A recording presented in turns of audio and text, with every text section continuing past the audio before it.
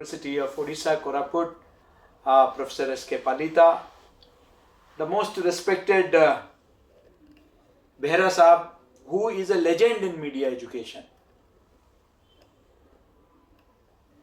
My former colleague, he was Director General at Doordarshan when I was the senior consulting editor there, Professor Akshay Raut Saab, Dr. P.K. Rath and the young Dr. Shaurabh Gupta, esteemed faculty members, young scholars and dear students. And it's indeed, we used to have an advertisement of Onida, honors, pride, neighbors, envy, long time back. I think that I really envy Central University of Orissa that they were able to get hold of Professor Behra before we could lay our hands on him. So my compliments to Professor Palita for bringing one of the legends of media education to the Central University of Orissa. I share a very special relationship with Orissa that many people may not be aware. I'm sure Professor Behra knows that my better half is from Orissa, proper Odia, So I know a little bit of Odia also, Bujibe, So what a pleasure to be in Odisha, though virtually. I've travelled in Odisha extensively, and maybe sooner, now that Professor Behra is there, I'll get the opportunity to visit your university also. I wish to compliment the department for organizing, the Department of Journalism and Mass Communication, for this international workshop on communication research. Because there are so many speakers who are lined up, I would not like to, take much time in formalities. But yes, I really felt touched that I'm addressing this session a day after, Professor Behra joined this institution. He brings a lot of experience, a lot of value to this institution. And I'm sure that very soon, the Department of Journalism and Mass Communication at the Central University of Orissa is going to be one of the leading departments of mass communication in the country under the guidance of Professor Behra. Let me now share some of my thoughts on communication research. I'm not going to talk to you about technicalities. I have always believed, Professor Behra talked about my, designing the NEP courses. Let me give you a good news that we have not only designed, we have already rolled out 7 new courses under the National Education Policy 4-year UG programs. And my admission, my seats are full. Already the classes have begun. 5 new UG programs, 4-year programs in media itself we have started. So, and today I'm really happy to tell you that many universities are sending their representatives to Bhopal to gather information about the courses that we have started for the first time. Friends, if there is one thing that has not allowed us Indian universities to figure prominently in the list of top universities in the world, it's not our teaching and learning. Believe me, today, even yesterday, we saw one Indian who has been chosen to head Channel.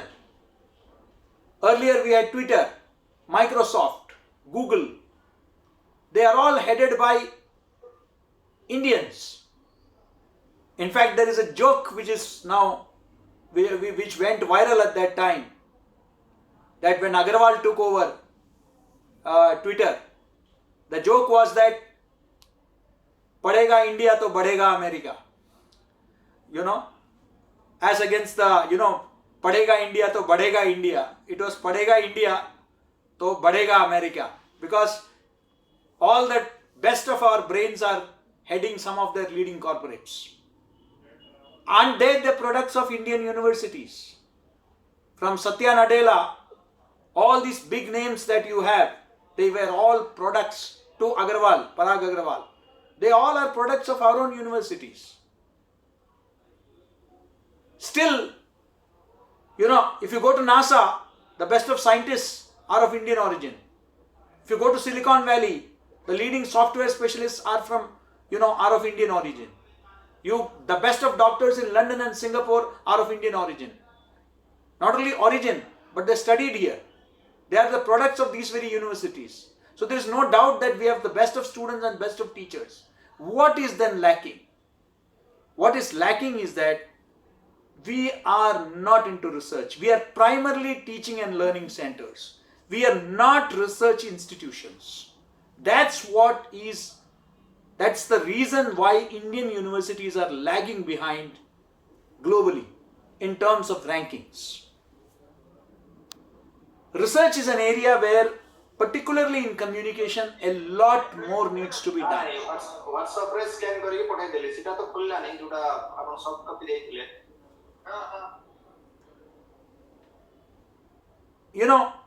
Communication is an area where we need to do a lot of research. I'm often fond of asking this question whenever somebody comes for an interview, for a PhD interview. I ask them, do you want to do a PhD or do you want to do research? Now I'm sure some of you may be asking that, why? What is the difference? Well, there is a big difference. The difference is in the intent. The difference is in the mindset. The difference is in the attitude. Are you going to do PhD only for the sake of getting a degree? Or are you going to do research for the sake of research? That you want to go deep into an issue and find out that truth in your quest for truth, for finding new dimensions, new facets, new aspects, hitherto unknown. Is that quest driving you, or is it just a degree at the end of the day, PhD, so that you can get a job? Is that driving you? That job factor may be there, I am not at all denying that. But is that passion for research driving you or not? For me, the first and foremost thing in communication research is that passion for research that you should have. That inclination for research that you should have. That I need to go deep. I need to bring out hidden truths. I need to bring out, aspects and dimensions which are hitherto not known, which need to be brought out. I often ask at Viva presentations in my university, what is new? You have been working for 5 years. What is something new that has brought to the fore? It was known. Social media usage has helped political parties. I say, okay, I know that. Everybody knows that. What is the big deal? After wasting 5 years, after wasting a PhD seat, is this that you have brought to me?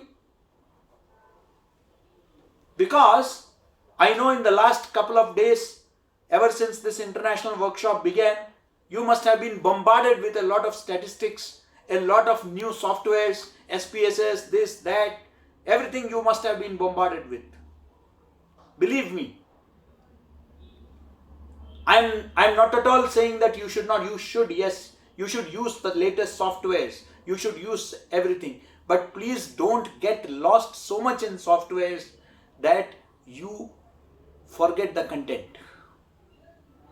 We are so much into content analysis, this, that. Where is the content? Your focus is on analysis, but the content is not there.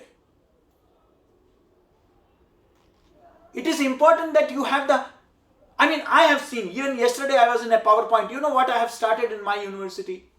Earlier, the Vice Chancellor used to sit only either at the third PowerPoint presentation or at the, when you go for the Viva. I said that I will start sitting from the first PowerPoint presentation. So they said, sir, my heads of department, my deans told me, sir, but if you do this, there would be too much, pressure on you. So I said that I need to do this because by the second and third presentation, he would have already done the damage to his research. Believe me, the most important aspect is the role that a guide has to play. Just now I am coming from an academic review of my university. When I told my supervisors, guides, I said you are all interested in having as many scholars as possible. But are you giving them time? Sufficient time to guide them? Are you guiding them? Why is it that at Viva I have to, your scholars find it difficult to put forth their research before the external experts and they face embarrassing moments? Are you preparing them for the final day? Are you getting minutely into the scholars' research? You know, sometimes your most important aspect in a research, if you ask me, is particularly when you are doing a primary research. If it is your questionnaire, your schedule, if your questions are not drafted properly, you will not get the desired results. How many of us are focusing on the right questions? I will give you examples, and these are examples from my university, believe me. Because I am sitting in PowerPoint presentations, I am sitting in Viva. Now, I won't take names.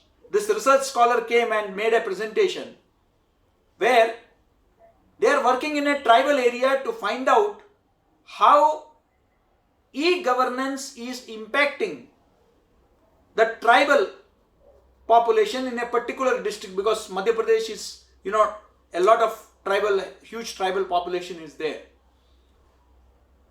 So that candidate is trying to find out that. I said, fine. I said, show me the questionnaire. And they started the questions. And they are talking about smartphones, they are talking about usage of social media. Can you imagine, there was no question related to whether connectivity is available in those areas or not. If data is not there, what smartphone are you talking about?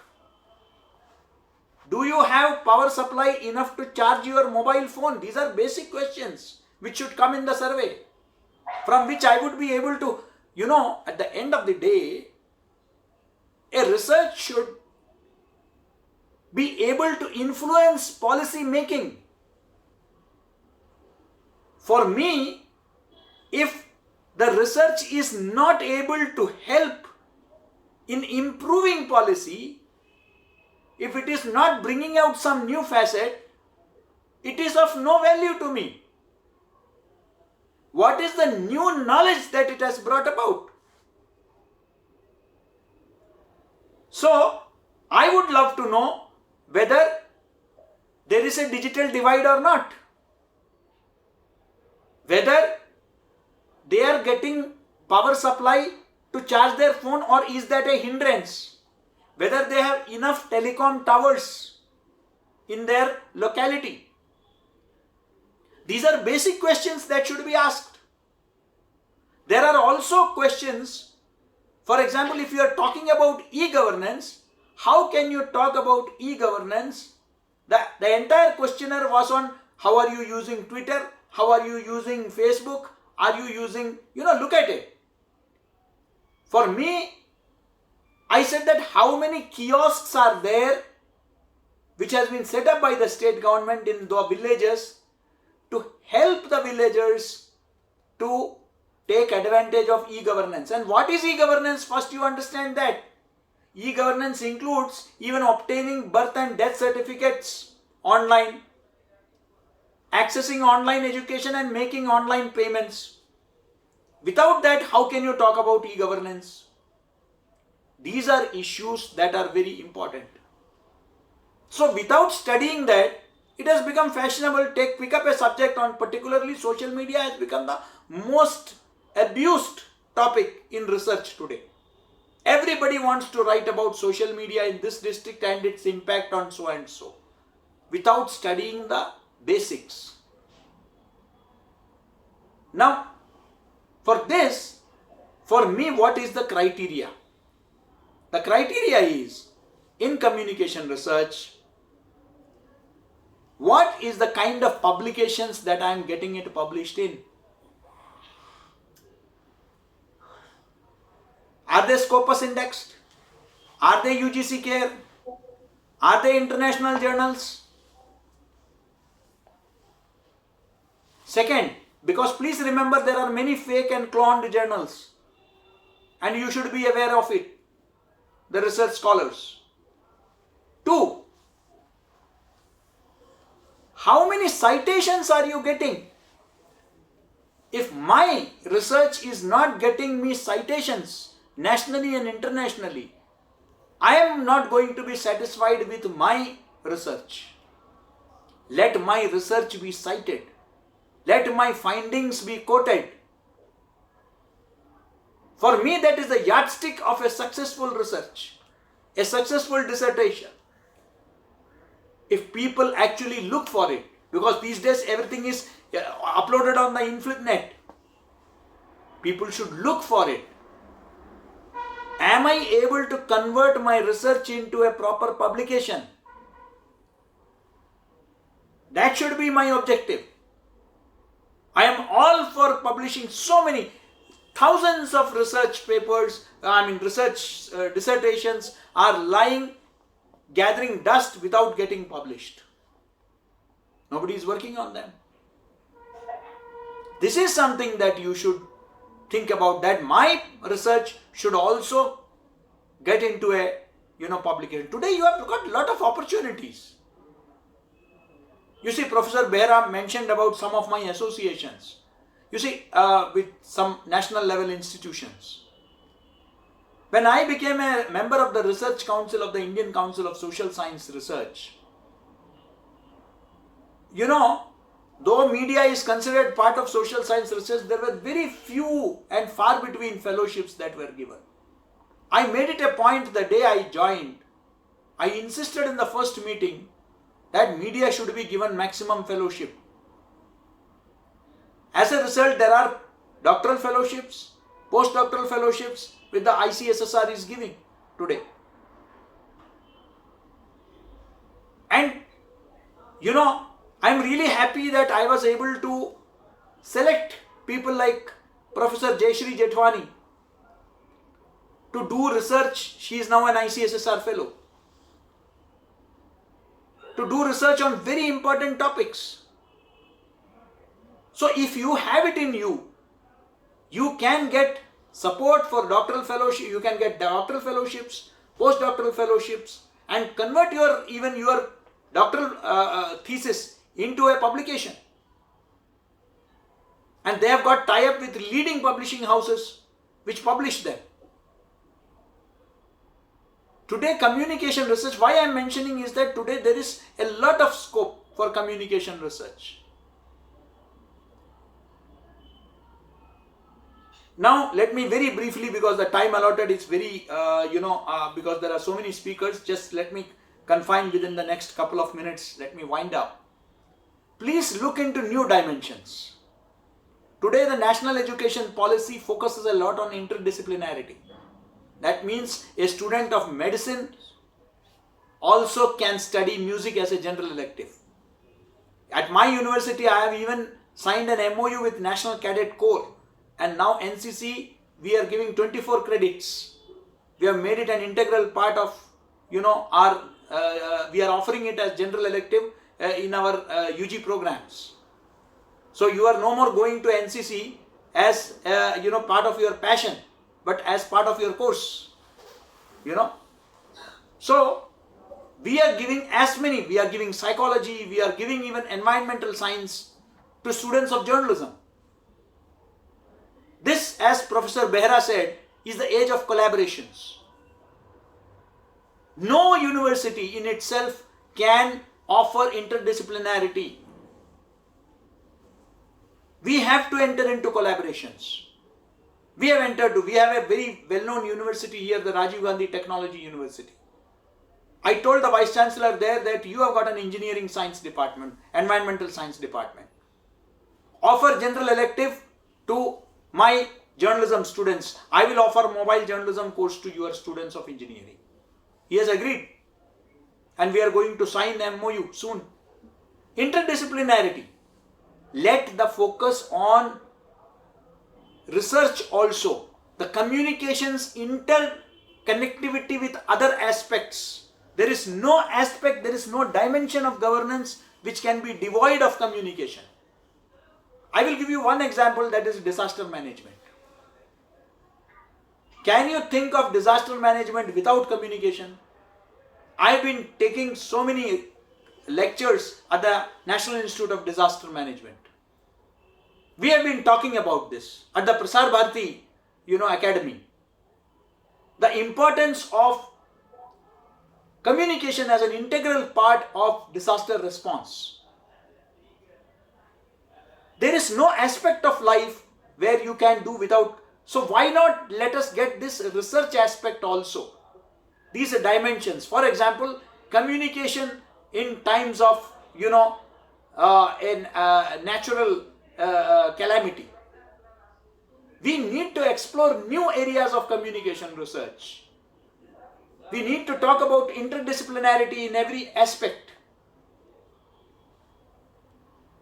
Unless we do that, I think that we will keep on talking about the most favorite subject. If I focus when I see these applications coming in, is all for impact of social media on this, impact of impact of new media. It's old now. It's no more new media. Can we look beyond the box? Can we look at other aspects?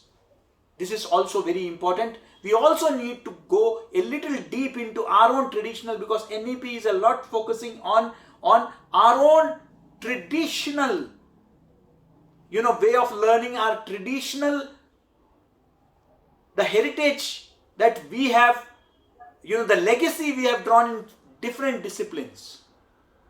Only recently I came to know that though the highest mountain in the world is named Mount Everest, and it was, supposed to have been done by the Survey of India, it was not this gentleman Everest. Everest had led the, Survey of India. He passed away much before this peak was identified and named. And this peak was identified, its height was identified by an Indian during the British time. These are things which we need to go deep into. Similar is the case with our own communication history. We have a tradition of communication. We have a history, a legacy spanning several centuries of communication. Right from our epics to our freedom struggle. Gandhiji was perhaps the greatest communicator of 20th century. Even when he sends a telegram seeking the cooperation of Americans in the non-cooperation movement, he says, I seek your support in the fight against the might. Just one line. And that one line, can you beat it, is shorter than the required, the minimum, letter permit given for Twitter. So he was a good, Twitterati also. If he was a successful, he would have tweeted if Twitter was there at that time, that I seek your cooperation in our fight against the might. That was the way Gandhi communicated. We have this long tradition. This year we are celebrating 75 years of India's independence. We have a global body. We have honored Professor Behra also, the Global Media Education, Council. And we are celebrating with 75 sessions, 75 speakers. This is a landmark event. Why don't we as researchers come out with topics which will go deep into the role communicators played, the role of communication during the freedom struggle. So many things are there, So what we need to do, friends, is that we need to look at research from a totally new dimension. We should not be carried away by the Western paradigm. I conclude by saying that often we are so obsessed with the technology in our classrooms that sometimes we wonder whether we are producing technocrats or we are producing journalists. At the end of the day, content was, content is, and content will remain the king.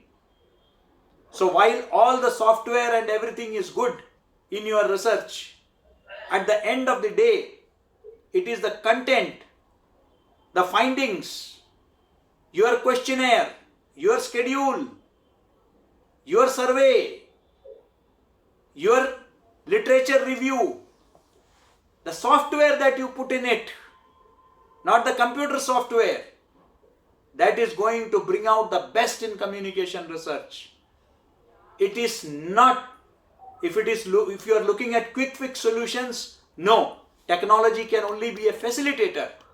But at the end of the day, it is your hard work that will matter, and that will bring about really new dimensions and expand the horizons of knowledge in communication research. I am really grateful to the department, to the Honorable Vice Chancellor, to Professor Behra and Professor Rath and Dr. Shaurav Gupta and all the other faculty members for inviting me and patiently listening to me. It's always a pleasure connecting with Behra Saab, and I look forward to more fruitful association between the Central University of Orissa and the Makanlal Chaturvedi National University of Journalism and Communication, Asia's first media university and India's largest university. This year, for the first time in our 31-year history, we have created a new record of the highest admissions of 97,000 admissions this year. I wanted to share that good news with you. Thank you so much. Thank you.